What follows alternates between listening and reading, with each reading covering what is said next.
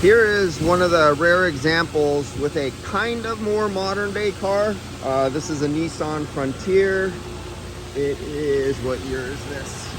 You see it's a negative 15 vacuum. 2006 Nissan Frontier. Now, new condenser, body shop. I was having a problem with vacuum not holding, and I'm suspecting the front shaft seal on the compressor. So I only put enough vapor refrigerant in the car, and it brought it up to like 68 PSI on the high and low side. Only vapor, so you got roughly 3 ounces in the system. So I have 3 ounces. It started up. Now we will both admit that 3 ounces of refrigerant is low for the system. So why did the safety system not kick in and protect this car? It's running in a negative vacuum.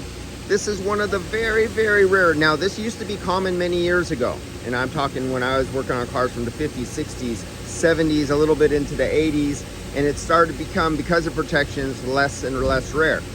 But in this situation, the vehicle starts up with only roughly 3 ounces of refrigerant in it, and it keeps running. No protection. Now, let's see. You see I have the temperature clamp over there on the suction line. Now outside temperature right here, right there's the thermistor. Outside temperature is, well, I just touched it. It went from 60 to 60. 58 degrees is the outside temperature. And it says 59 now. The engine's getting warm. So it's 59 degrees. My suction line with just a few ounces is 63. So there's more heat load, even though it's very foggy and cloudy on here. The solar rays have gone through and struck the dark interior. Even as dark and cloudy as it is warmer on the interior than it is out here, just by the solar gain through the clouds. Idle is going down, it's getting warmer. Look at our superheat, 96 superheat. Look at our subcooling. Negative 15 subcooling. And our liquid line is 75 degrees. We know the outside, but there it goes. At 58 degrees, it's 75 degrees coming out. What is our discharge line? Our discharge line, I think, is over here. Here's our discharge line. Let me clamp onto that discharge line. Take it off the liquid line. Come here to the discharge line. Now remember, we only have 3 ounces of refrigerant.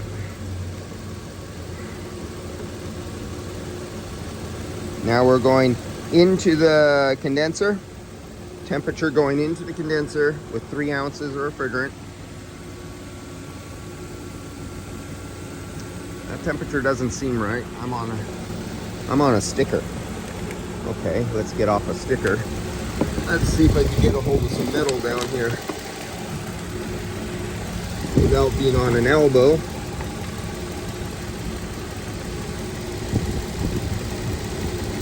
I could get my fingertips. Do my fingertips have enough strength?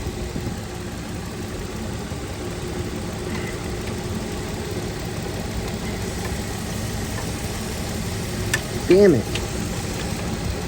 Might have to put the phone down because I need a little boost to get up. Chair. Get up there. Now I can get a little farther. Get down onto the metal line. There we go. I got metal on a flat surface.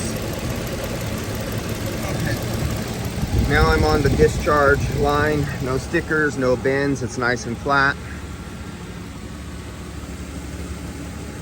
75 is not right. Absolutely not right. Something is out of calibration here. Am I on the right one? I am on the right one. I gotta oh, did I damage it? Did I burn it somewhere? Okay, something's wrong with that clamp. It's not reading. It is definitely not reading. So let's grab the suction line, which you can see I burnt there. Now let's go back here, and that's where a sticker is. It's not the grade. Let me see if I could peel that sticker off.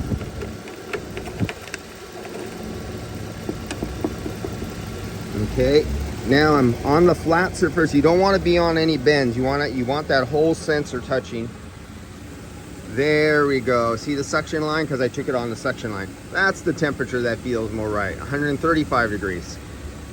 So we have 135, 136, 137. As my sensor gets warmer, it'll go up a little bit because it was on the discharge. So let's take that here. 138. So now we're going to take it off the condenser, 138, and we're going to put it on the liquid. See, there it is coming right out of the condenser. We're right on the liquid, but you want to get on a flat part. It has to be flat. You cannot be on any bends. It has to be very flat, 100% aligned to take this number. 138. And we're still using the suction line. Don't look at the liquid line. As it cools down.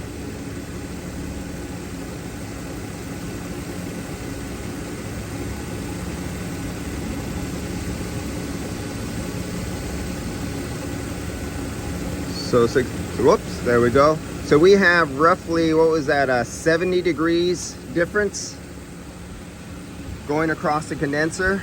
Someone goes, oh, that's more than the average rule of thumb. You know, the rule of thumb that they say the inlet temperature and the outlet should not be more than 50 degrees, otherwise you might be plugged. Well, I'm not plugged. I only have like 3 ounces of refrigerant in here, so I'm getting more than a 70 degree temperature drop across the condenser. It has nothing to do with being plugged. All right, that's about it right now. I need to recover this refrigerant out and see if the front shaft seal has sealed, because it had a slight leak that I believe. And my next video will tell us whether this can hold vacuum or not.